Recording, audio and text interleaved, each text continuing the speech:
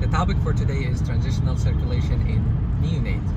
I hope you find it useful, and let's do it.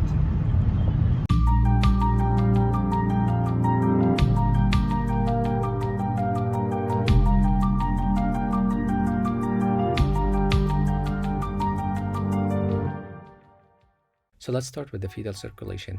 Please pay attention to the two shunts. The first one is at the atrial level, which is the PFO or patent foramen ovale, and the other one is the ductus arteriosus between the pulmonary artery and the aorta. So the right atrium during the fetal life receives blood from two sources.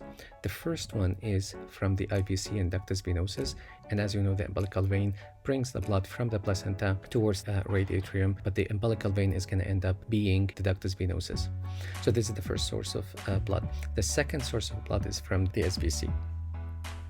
Now, the blood that is coming from the IVC and ductus venosus is directed towards the left side through the foramen ovale, and then from the left side, specifically from the left atrium, is going to flow to the left ventricle, and then is going to leave the left ventricle through the aorta, and then from the aorta it's going to go to the other systems.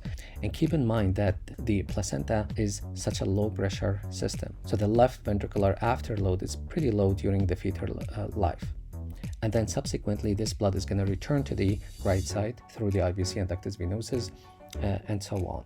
Now, the blood that's coming from the SVC to the right atrium is going to be directed towards the right ventricle, so it's going to go through the tricuspid valve and then to the right ventricle, and then it's going to leave that right ventricle through the pulmonary artery. Now, during the fetal life, because of the high pressure in the lung due to collapsed lung, as well as the lungs are filled with fluids, there is a high pressure system there. So the blood that leaves the right ventricle, most of it is going to preferentially flow through the ductus arteriosus, joining the aorta, and then so on.